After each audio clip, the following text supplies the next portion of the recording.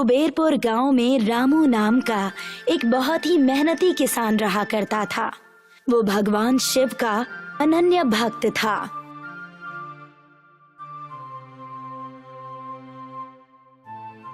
रोज सुबह वो दिन की शुरुआत उनका नाम लेकर ही करता था।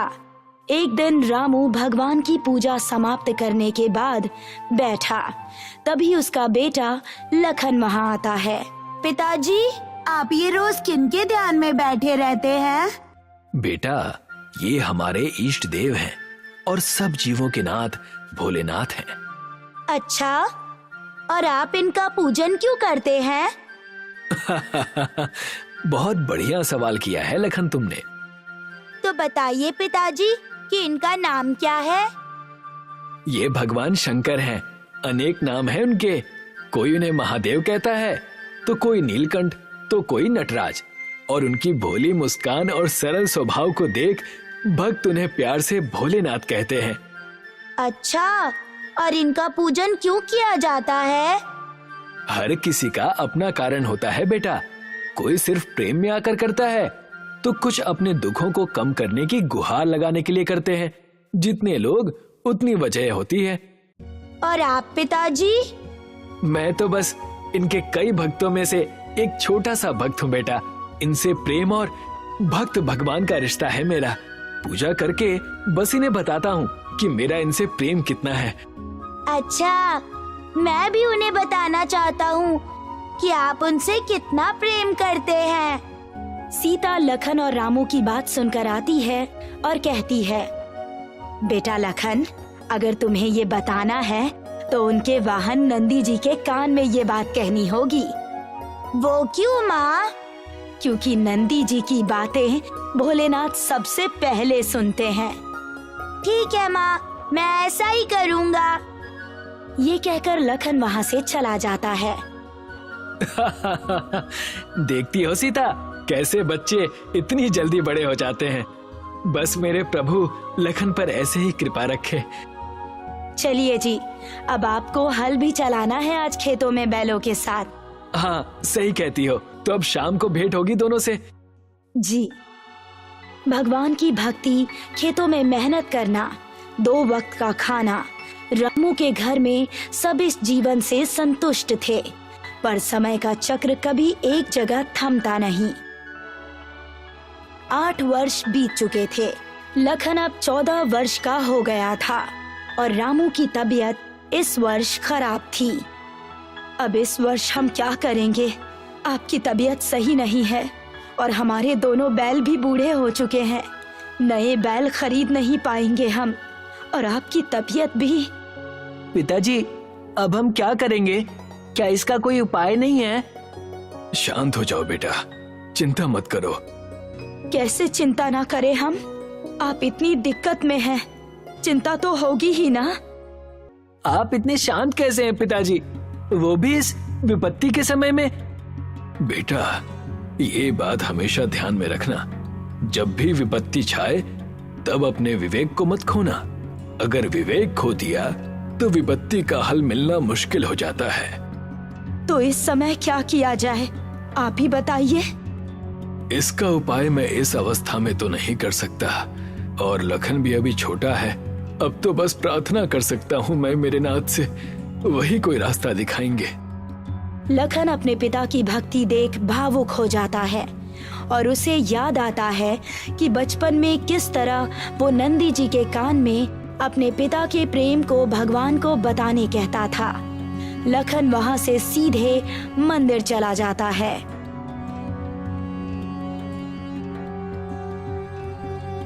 हे भगवान, मैं बचपन से अपने पिता का आपके प्रति प्रेम बताने आता था, पर आज इस कठिन परिस्थिति को संभालने का मार्ग मांगने आया हूँ। कोई रास्ता दिखाएं भगवान।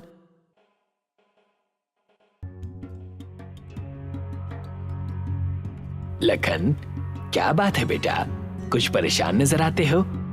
कुछ नहीं पुजारी जी, बस पिताजी की तबीयत खराब थी ना, तो मैं यहाँ भगवान से मार्ग मांगने आया था। वो भोलेनाथ हैं, भक्तों पर उनकी कृपा रहती है। तुम चिंता मत करो। तुम अगर गुहार ना भी लगाओ तो भी भोलेनाथ तुम्हारे पिताजी को कभी अकेला नहीं छोड़ेंगे। मैं भी भगवान से प्रार्थना करूंगा कि वो जल्द से जल्द तुम्हें कोई मार्ग दिखाएं। जी पुजारी जी, अब मैं चलता हूँ। लखन पुजारी जी की बातें सुनकर कुछ शांत हुआ और घर की तरफ निकल पड़ा। तभी उसे रास्ते में एक विभूति लगाया हुआ योगी अपने बैल के साथ खड़े दिखते हैं। बाबा, क्या बात हो गई? कोई परेशानी है क्या? बेटा, परेशानी तो नहीं है, बस मेरे इस मित्र ने जल ग्रहण नहीं किया तो थक गया है इस प्रचंड धूप में। यहाँ आसपास कोई तालाब या नदी होगी? बाबा, यहाँ कोई नदी तो नहीं है, पर यहाँ पास में ही मेरा घर जरूर है। आप वहाँ चलिए, आपका और मित्र का जलपान वहीं हो जाएगा। पर बेटा, तुम परेशान हो जाओगे। कोई बात नहीं, मैं कुछ और सोच लूंगा। बाबा, इसमें सोचना कैसा? मेरा घर पास है और आपका मित्र प्यासा है। बस अब आप मेरे साथ चलिए। बहुत अच्छी बातें करते हो बेटा। तुम्हारे माता पिता तुम जैसा पुत्र पाकर अति प्रसन्न होंगे। ये तो उन्होंने ही सिखाया है मुझे कि हर जीव भगवान शिव का ही अंश है और इसी वजह से हमें हर किसी की मदद करनी चाहिए। अति उत्तम। आओ चलते हैं तुम्हारे निवास पर। जी बाबा। लखन बाबा को अपने घर ले जाता है और उस बैल को बाहर पानी पिलाकर बाबा को घर के अंदर आने के लिए कहता है। रामू के बीमार होने की वजह से वो अपने कमरे में ही था। सीता बाबा के लिए पानी और मिठाई लाती है। बहुत बढ़िया मिष्ठान है बेटी। धन्यवाद बाबा। बाबा, आप यदि चाहें तो यहीं ठहर जाइए। अब आप इस समय निवास स्थान कहाँ ढूंढेंगे? मैं तो वैरागी हूँ पुत्र। ये आसमान ही मेरी छत है और धरती मेरा घर। तुम मेरी चिंता ना करो। क्या घर में बस तुम दो ही जन रहते हो? नहीं नहीं, लखन के पिता भी हैं। लखन के पिता अभी बीमार हैं। वो कमरे में ही आराम कर रहे हैं।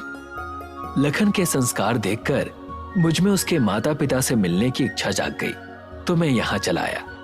आइए बाबा, मैं आपको उनसे मिलवाता हूँ।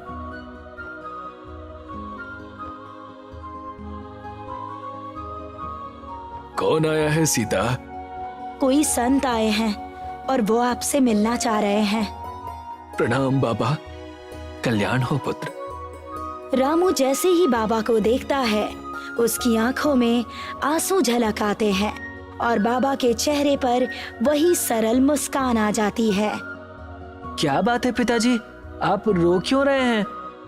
पता नहीं बेटा, पर ऐसा लगता है कि जिसकी तलाश थी आज तक, वो आज मिल गया हो। अब मैं विदा लेता हूँ। आप सभी ने बहुत सेवा की। आपने आकर घर की शोभा बढ़ा दी बाबा। यदि फिर कभी आना हुआ तो यहाँ अवश्य आइएगा। प्रणाम बाबा। सीता और लखन भी रामू के साथ बाबा का आशीर्वाद लेते हैं और बाबा वहां से चले जाते हैं।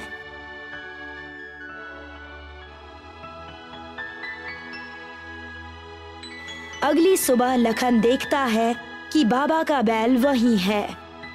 माँ, पिताजी, क्या हुआ बेटा? देखिए ना, बाबा अपने मित्र को यहीं भूल गए हैं। पर वो इसे साथ क्यों नहीं ले गए? बाबा इसे भूले तो नहीं होंगे। इसकी देखभाल करते हैं। एक काम करते हैं, हम इसकी देखभाल करते हैं ताकि जब कभी वो वापस आए तो उनका मित्र उन्हें अच्छी सेहत में दिखे। जैसा आप कहें पिताजी। सीता, जब से बाबा यहाँ आकर गए हैं, मेरी सेहत कुछ ठीक लगती है, पर दर्द अब तक है। खेतों का काम तो नहीं कर सकता, पर एक बार अपने 2 बैलों को ले जाकर देखता हूँ। मैं भी चलूंगा पिताजी। तो आप दोनों जाकर आइए, मैं तब तक खाना तैयार कर लेती हूँ। रामू लखन के साथ खेत में जाता है। दोनों बूढ़े बैल हल चला नहीं पा रहे थे और रामू भी थका लग रहा था। तभी वहां बाबा के साथ आया बैल आ जाता है। लखन दौड़ता हुआ रामू के पास आता है। पिताजी, क्या बात है बेटा? देखिए, बाबा का बैल भी यहाँ आ गया। आप इसे हल चलाने क्यों नहीं देते? नहीं बेटा, हम इसे हल चलाने के लिए मजबूर नहीं कर सकते। बाबा इसे हमारे पास छोड़ गए हैं, ये उनकी धरोहर है। तभी वो बैल हल छूता है। अब तो ये भी कह रहा है पिताजी, आप एक बार कोशिश तो कीजिए। जब ये नहीं करना चाहेगा तब हम हल हटा देंगे। ठीक है बेटा। रामू ने लखन के कहे अनुसार बैल पर हल लगा दिया। देखते ही देखते घंटे भर में उसने अकेले ही सारा काम कर दिया। ये देखकर रामू चकित रह गया और लखन बहुत ज्यादा खुश हो गया।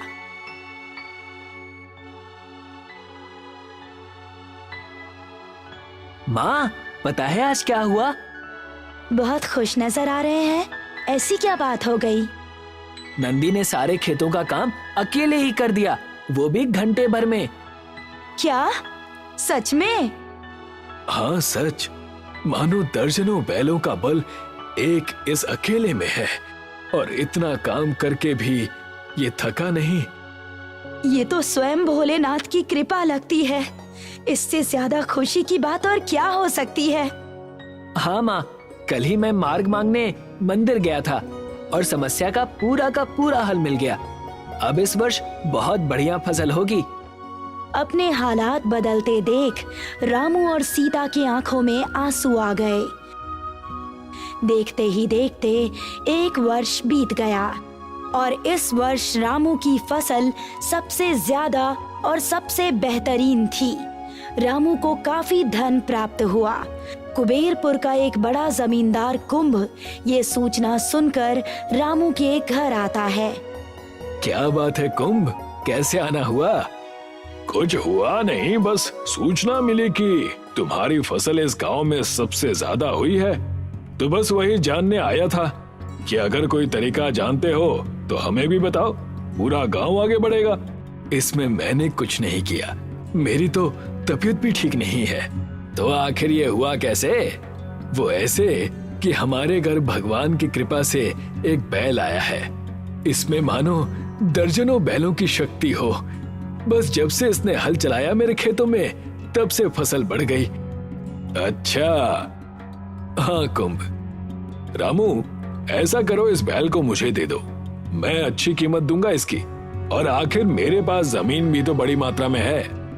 कुंभ, मैं तुम्हें इस बैल को बेच नहीं सकता। ये बैल जिन बाबा का है वो इसे लेने जरूर आएंगे और तब तक हम बस इसका ध्यान रख सकते हैं। साफ साफ क्यों नहीं कहते कि सारा लाभ खुद रखना चाहते हो? बहाने मत बनाओ। और अगर इसका मालिक कोई और है तो तुम इससे अपने खेतों में क्यों काम करवा रहे थे? आप जो सोचना चाहें सोच सकते हैं, लेकिन सत्य यही है कि ये बैल हमारे पास बाबा की धरोहर है जिसका हमें ध्यान रखना है। और जहां तक रही बात इससे काम करवाने की, तो ये हल उसने खुद चुना है। तो तुम बहाने बनाते रहोगे। मैं चलता हूं, यहां बात करके कोई लाभ नहीं मिलने वाला। कुंभ वहां से घर चला जाता है और रात होने पर दो व्यक्तियों के साथ रामू के बैल को छुपकर ले जाने लगता है।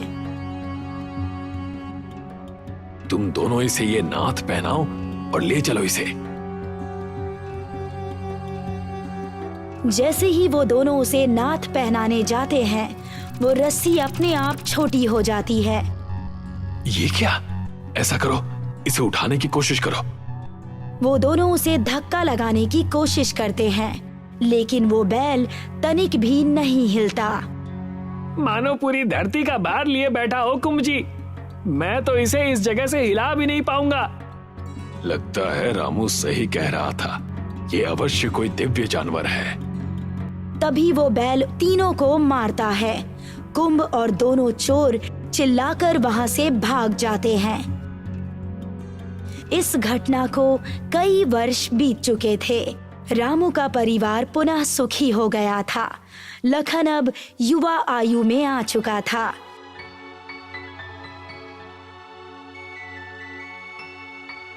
एक सुबह वो बैल वहां से गायब हो गया। पिताजी, पिताजी! क्या हुआ लखन? हमारा नंदी कहीं चला गया है। मैंने सब जगह ढूंढ लिया पर कहीं नहीं मिला। अब हम उन बाबा को क्या मुंह दिखाएंगे? लगता है तुम अब तक समझे नहीं बेटा। बाबा नंदी को हमारे पास छोड़ गए थे और अब जब तुम युवा अवस्था में आ चुके हो तो तुम्हें खुद परिश्रम करना चाहिए। पर पिताजी। बेटा, भोलेनाथ अपने सभी भक्तों पर पूरी नजर रखते हैं और अगर कोई उनका भक्त ना भी हो और पीड़ा में हो तो वो कभी भेद नहीं करते। उस दिन उसके जाने का समय नहीं था तो वो बैल हमारे पास रुका और अब जब उसके विदा लेने का समय आ गया था तो वो जा चुका। रामू और लखन को अपने सिर पर एक स्पर्श महसूस हुआ, मानो ईश्वर ने उन्हें आशीर्वाद दिया हो। दोनों की आंखों में आंसू भर आए और वो दोनों हाथ जोड़कर प्रभु की जय जयकार करने लगे। योगिता के पति किशोर के मरने के बाद योगिता गांव की सफाई का काम करने लगी। वो गांव की पंचायत में सफाई कर्मचारी थी और जब से उसने सफाई कर्मचारी की नौकरी शुरू की थी तब से ही गांव वाले उससे अलग बर्ताव करने लगे। छी छी छी छी, सुबह सुबह किस मनहूस का मुंह देख लिया। अब लगता है पूरा दिन बुरा जाएगा। पंडित जी की इन बातों का असर सारे गांव वालों पर हो रहा था। अब वो लोग भी योगिता को बुरा भला कहने लगे थे। अरे छी, अब सारा दिन ही बर्बाद हो गया। तुम सुबह सुबह यहाँ क्यों आ जाती हो? भैया, मैंने आपका क्या बिगाड़ा है? मैं तो बस अपना काम कर रही हूँ। तुझे देखकर ही सारा दिन मनहूस हो जाता है और पूछ रही है क्या बिगाड़ा है। अगली बार सुबह सुबह मेरे सामने मत आना। उस आदमी ने योगिता को बहुत डांटा। योगिता को बहुत बुरा लगने लगा। योगिता के 2 बच्चे थे, भुवन और धारा। अब जब वो दूसरे बच्चों के साथ खेला करते। अरे चिंटू, तुझे कितनी बार बोला है कि इन दोनों के साथ मत खेला कर। पर माँ, ये दोनों मेरे अच्छे दोस्त हैं। अगली बार तू उनके साथ दिखा तो तेरी टांगे तोड़ दूंगी, समझा क्या? वो औरत अपने बच्चे को पीटते हुए घर ले गई। भैया, चिंटू की माँ ने ऐसा क्यों बोला? वो हमारी माँ सफाई करती है ना, इसलिए। तो क्या हुआ? लोगों को लगता है सफाई का काम बुरा है, इसलिए सारे लोग हमारी माँ को और हमें बुरा समझते हैं। पर सफाई का काम तो बहुत अच्छा है ना? हाँ, तो ये सब छोड़, अब से हम दोनों ही खेलेंगे। ठीक है भैया। धारा और भुवन दूसरे बच्चों से अलग खेलने लगे। एक दिन की बात है, गांव के सभी बच्चे बातें कर रहे थे। कल महाशिवरात्रि है। कल मंदिर में उत्सव होगा और प्रसाद में आलू पूरी, जलेबी, गुलाब जामुन और ढेर सारी मिठाइयाँ भी बनेंगी। इनकी बातें धारा और भुवन ने सुन ली। भैया, कल मंदिर में महाशिवरात्रि के उत्सव में हम भी जाएंगे ना? हाँ, जाएंगे ना, और ढेर सारे पकवान भी खाएंगे। चल के माँ को बताते हैं। हाँ। धारा और भुवन दौड़ते हुए घर आए। माँ, कल मंदिर में महाशिवरात्रि का उत्सव है और ढेर सारा प्रसाद भी बनने वाला है। अच्छा, तो तुम्हें मंदिर प्रसाद खाने जाना है? माँ, कल भोलेनाथ के दर्शन भी हो जाएंगे और हमें प्रसाद भी मिल जाएगा। ठीक है, तो कल हम महाशिवरात्रि के उत्सव में जरूर जाएंगे। बच्चे प्रसाद का सोच के बहुत खुश थे। अगली सुबह योगिता ने अपना सफाई का काम जल्दी जल्दी खत्म कर दिया और फिर घर आकर तैयार हो गई। माँ, जल्दी चलो ना। हाँ माँ। आई बेटा, भोलेनाथ के लिए थोड़ा जल तो ले लूं। माँ, सब लोग तो आज दूध ले जा रहे हैं, हम सिर्फ जल क्यों ले जा रहे हैं? वो इसलिए कि भोलेनाथ बहुत ही भोले हैं। वो भक्त की भक्ति देखते हैं, ना कि उसका चढ़ावा। भोलेनाथ के पास सब कुछ है, उन्हें दूध का लालच नहीं है बेटा। अब समझी। चलिए। जैसे ही ये तीनों मंदिर के द्वार पर पहुँचे, पंडित ने इन्हें देख लिया। अरे रे रे रे रे रे, कहाँ घुस रहे हो अंदर? तुम तीनों की अपवित्रता से मंदिर भी अपवित्र हो जाएगा। पंडित जी, आप ये क्या बोल रहे हैं? सही कह रहे हैं पंडित जी, तुम तीनों अंदर नहीं जा सकते। पर हम क्यों नहीं अंदर जा सकते? क्योंकि तुम्हारी माँ गांव भर की गंदगी धोती रहती है उसके इस मंदिर में कदम रखते ही मंदिर भी अपवित्र हो जाएगा। अब तुम लोग चुपचाप यहाँ से चले जाओ। धरा, भुवन, चलो बेटा। पर माँ, मुझे भोले बाबा को देखना है। वो खुद तुम्हारे पास आएंगे। अब चलो। योगिता दोनों बच्चों को अपने साथ वापस अपनी कुटिया में ले गई। दोनों बच्चे उदास थे। माँ, हम तो भोलेनाथ के दर्शन भी नहीं कर पाए। गांव वाले बहुत बुरे हैं।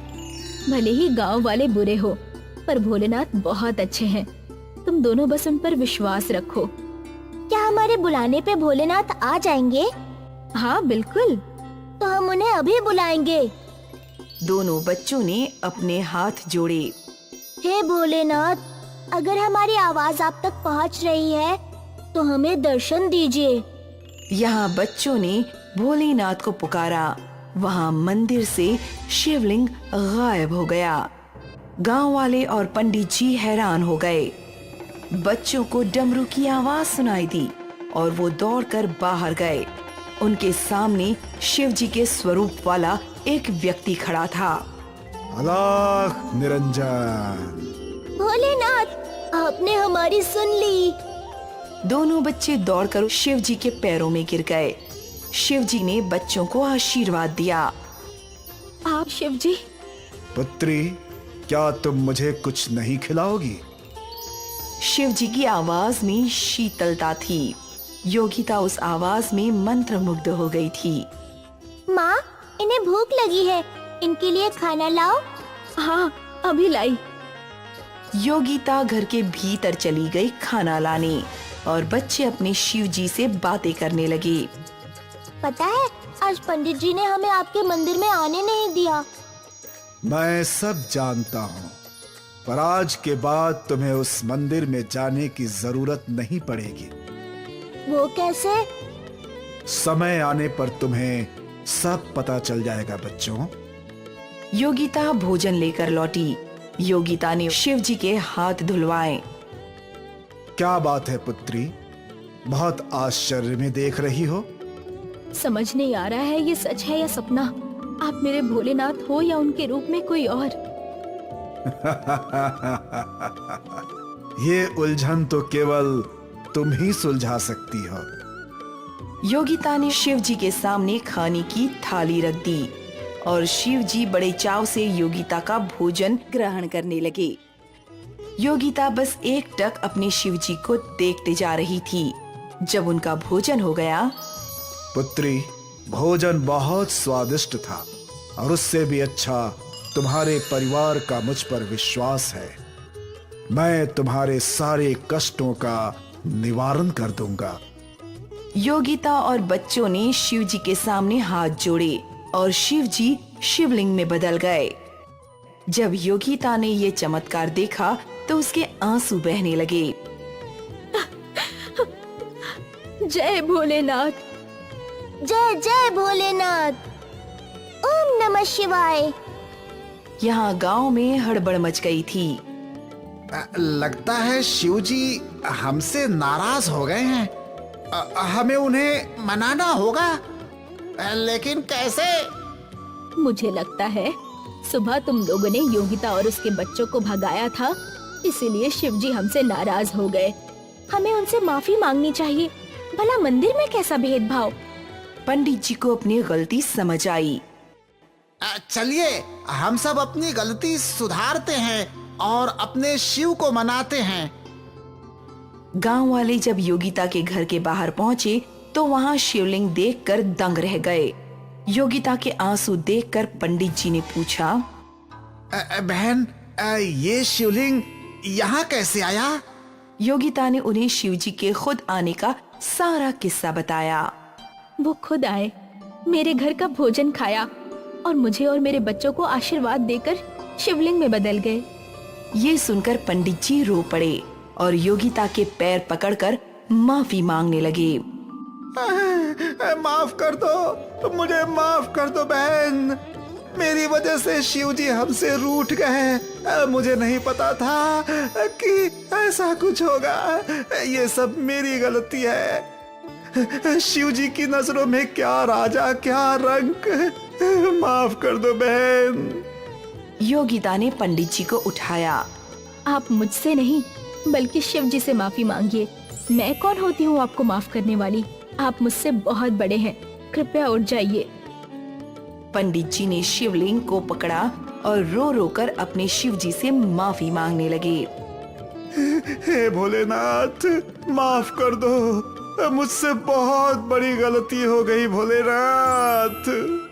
गांव वालों को भी अपनी गलती समझ में आ गई। सबने योगिता से हाथ जोड़कर माफी मांगी। उस दिन से वो शिवलिंग वहीं रहा। पंडित जी और गांव वाले शिवलिंग की पूजा करने योगिता के घर आया करते थे। जिसे मंदिर में घुसने का अधिकार नहीं था, उसके घर को भोलेनाथ ने खुद मंदिर बना दिया। यही महिमा है भोलेनाथ की। जय भोलेनाथ। ओम नमः शिवाय।